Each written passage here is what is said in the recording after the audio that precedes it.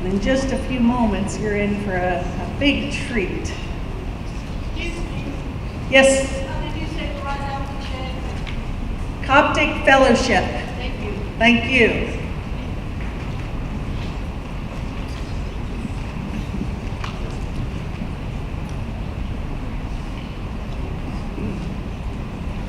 I was totally jazzed and inspired by your talk, John, and I just know the day's going to just keep building on that awesome message, and we're not going to leave here the same people that we walked in to be, so it's very exciting.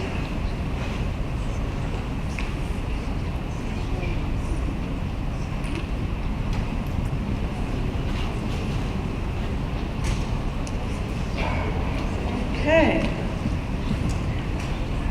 Well, at this time, I know that some of you folks were here yesterday. Yesterday was really a day where the vendors, which we have amazing vendors out there. Ed's actually got his beautiful handmade drums. We have jewelry, we have scarves, we have healing mechanisms, for lack of a better way to say it. Really neat stuff. Check out all the vendors. But we also had a day of healing opportunities yesterday, and I actually managed to squeeze a few of them in, and I really feel good today, I have to admit. I feel awesome. I feel hopeful. I feel awesome. And I don't know if I'm alone in this, but I don't like to go to the doctor. Is there anyone else in here who feels that way? Okay, I thought I wasn't alone in that. But anyway, I do like to get body scans and readings and things like that. So I was interested in what Bob and Barb, his wife, are going to be coming up here in a minute, but what Bob might have to tell me. And it was a very wonderful experience. I actually was like, wow, I can do this. I was not feeling so as good as I want to feel. I want to let go of the pudge and things like that. So I got a lot of great insight, input from Bob, and I really appreciate that. And I think we're so blessed. To be honest, I did not know of Bob and Barb. I know Barb was doing toe readings yesterday, and people were really excited about those as well. They really felt like they got great information from that. And so we're so blessed to have the beings that come here to share their wisdom and light with us. And anyway, I did not know these folks before they came here, but I am so excited to hear what they have to say, because after spending some time yesterday, I know that we're in for a treat.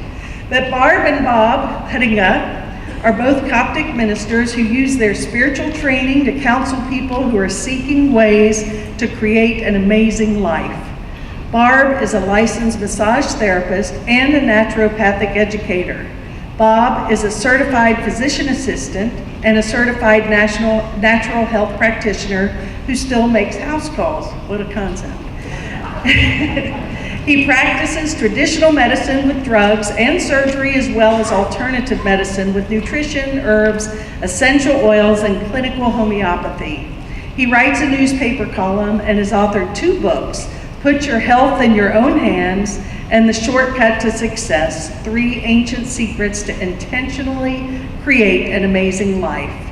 Barb hosts a women's group to help women of all ages build self-esteem and confidence, and she's also a master at toe reading, which is a tool used to help people find emotional blocks. She also helps people find nutrients lacking in their body and helps them to move energy and emotional stamina. Together, their passion is to teach people to put their health in their own hands. And I am delighted to welcome onto this stage Barb and Bob Huttinga.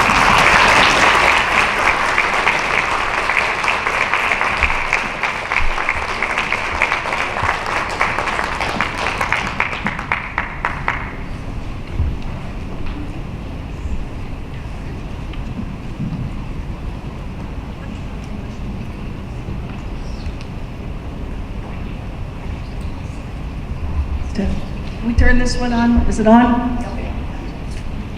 All right, thank you very much. First of all, I'd like to invite you all to record this. If you have a smartphone that has a record function on it, turn it on at the present time. You're going to leave with a retention of about 10% of what you hear, so you can get that other 90% when you listen to this again. I want to thank Charlotte and this committee and John Davis for inviting us here. This is a great opportunity for us to meet new people and to share some of our ideas and concepts. This conference title, Embracing Inner Peace. It's important to understand that inner peace doesn't just happen. We can create it. And for some people, that's a new concept. So our goal here today is to help you to do that. We also are passing around a legal pad, and if you'd like to receive information from us, just put your email there, and from time to time you'll get a little newsletter from us. I'd like to begin with a little heart math centering exercise. How many people here are familiar with heart math? Oh, excellent.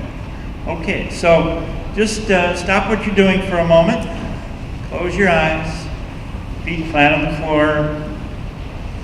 Slow your breathing down. When you breathe slowly, your body feels safe. Place your hand over your heart. Imagine breathing through your heart. Slowing your breathing down and breathing through your heart center activates more than 14,000 sensory neurons that are located within your heart tissue. And now think about something that you are grateful for. Think about someone that you appreciate. Think about someone or something that you really, really care about. Continue to breathe slowly in and out through your heart.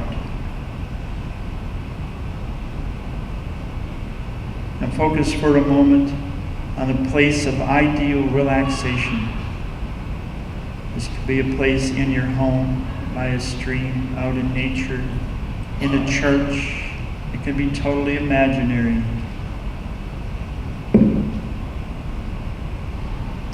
And feel this peace within you.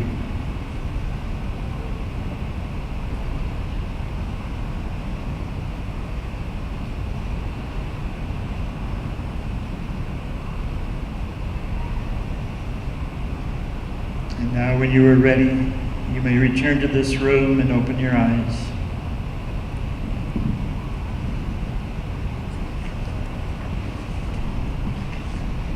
This is the first time that Barb and I have done a little gig like this together, so I'm going to do some speaking first, and then Barb is going to do some, and then I will close. Inner peace. What is inner peace? It's a feeling of contentment that everything right now is all right, and that everything in the future is going to be all right. And what keeps us from having inner peace? Well, it is fear and doubt. Now, where do fear and doubt come from? What are they? Fear and doubt are biochemical reactions that occur in our body that are associated with fight or flight. Fight or flight chemicals happen from past events. Many of us have had traumatic experiences in the past, and our bodies are programmed genetically for thousands and thousands of years to deal with this in a way of either getting away from the danger or fighting the danger. And those chemicals cause us to be ready to get away from those dangers. Now, many, many things today, we don't have tigers pursuing us, and we don't have other people to fight physically. But the things that occur, the telephones, the overload, the things that occur in our daily lives cause these fight or flight reactions. Now, are there other things other than past events that cause fight or flight reactions? The food that we eat, the air that we breathe, the fluids that we drink, all of these things can cause these fight or flight reactions. We also can pick these up from empathic sensations that we get from other people. Most of the people in this room are empaths, right? How many of you can pick up feelings from other people? Almost everybody. And everybody does, but not everybody is aware of it. And so this creates that fear and doubt sensation as well. So we have created within us filters from past events. And what are these filters? Well, things that occur when we were growing up, traumatic events in childhood, the teen years, high school, college, early family life, marriages, divorces, employment, all of these things, these experiences are stored in our brain, and they become filters. And so all of our incoming sensory information is run through these filters. So these things stay with us for our whole lives unless we change them. Now, lots of times they're in the background, but we need to deal with those filters. We have religious filters. Many of us have prior religious experience where we learned that God was this huge supernatural being that lived in heaven, and he was going to judge us, and we could go to heaven or we could go to hell when we died. Many of us have overcome some of those old programs, but lots of times that stuff is still running in the background. There are gender filters. So what do we think about ourselves as male and female? Are we hunters? Are we shoppers? Are we macho men? Are we femme fatales? We have these female and male filters. We have gender roles, and all of us have those things in our background, and we filter all of our information through those. There's a professional filter, the things that we learned when we went to school. And so I, as a traditionally trained physician assistant, filter all my information through that filter. And when I talk to people, I'm always thinking about what's wrong with them, because that's how I was trained. Now, that isn't necessarily a good thing when you're trying to have fun, but that is what happens. There's a logic filter. Everything that we process has to have some sort of logic. And so it's an important concept to understand. There's a filter associated with race and nationality. So if you are a Dutch person like myself, you have certain thoughts about the Dutch. If you're Irish, if you're English, if you're Scottish, whatever your background is, sometimes that's a sense of superiority, sometimes it's a sense of inferiority. I have a good friend who's Polish, and this kid took more abuse in school from being Polish, and he had a really good comeback. He would say to the person, well, can you read Polish? The guy would say, no. Can you speak Polish? No. Well, how does it feel to be dumber than Polak? So these filters are extremely important, because when we react in a negative fight or flight reaction, what happens in our body? Our blood sugars go up, cholesterol goes up, everything tenses, we get ready, we get muscular tension, we get ready to fight or flight. So it's important that we begin to understand and remove those things. How can you have inner peace when you have a bunch of these chemicals floating around in your body that are in that fight or flight mode? Now, there are also things that we ingest, foods that we eat, fluids that we drink, that can create these fight or flight reactions in our body. Now, we're all kind of aware of some of them, the things like coffee and tobacco and foods that we might be allergic to, but there's a whole bunch of other really subtle things. And at this time, I'm going to turn the mic over to my lovely wife, Barbara, who's going to talk to us about that. Thank you, Bob. Well, first of all, I want to talk about my journey. how I started into my natural health. About 25 years ago, I was at a seminar, the chiropractic seminar, and they brought some guy in from Norway. And I was sitting on the edge of a row, and he was standing over waiting to be introduced. And he looked at me and he goes, "Hey, you're allergic to wheat. Don't eat wheat. You shouldn't eat wheat." And I'm looking at him like, "You don't even know me. How do you know I should be eating wheat?" You know, like, come on. So anyway, I didn't think nothing of it, and I was a pasta lover. I mean, you know, I loved my spaghetti and my lasagna and my macaroni cheese, anything that had pasta in it, I was always making. And my children loved it, and we just, you know, so 3-4 times a week we had pasta.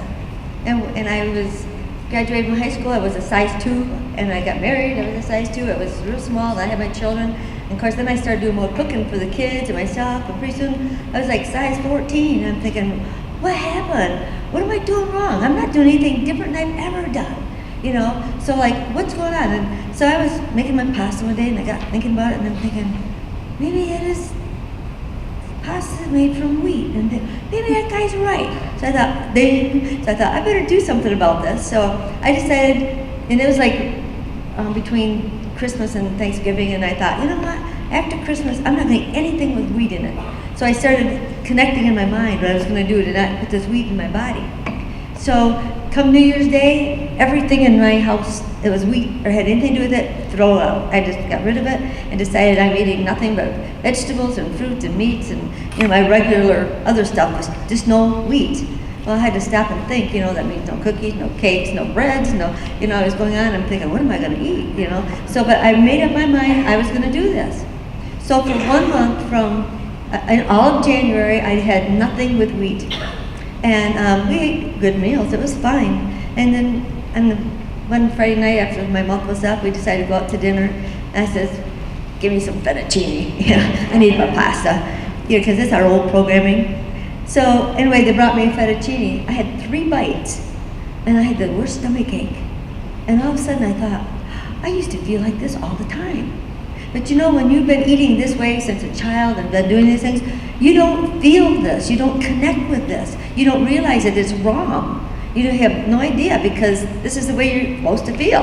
That's why a lot of little kids are sick all the time, because they think that's the way they're supposed to feel. So I decided, okay, I really am going to cut out this. So I went along, and I remember like 6 months later, I didn't have any wheat at all. I had so much energy. I went from a size 14 to a size 7. I was trying to mow the grass one day, and I thought, I can't stand this riding lawnmower. I got off and got the push mower because I had so much energy, and it was like, I had excitement, I had life. I felt so good. So from then on, I just never ate wheat. And this is back, it's 25 years ago, before they even talked about gluten or intolerance or anything. So, but I learned to, at that time, to listen to my body. So every once in a while, when I would eat something, my body didn't feel good, I wouldn't eat it.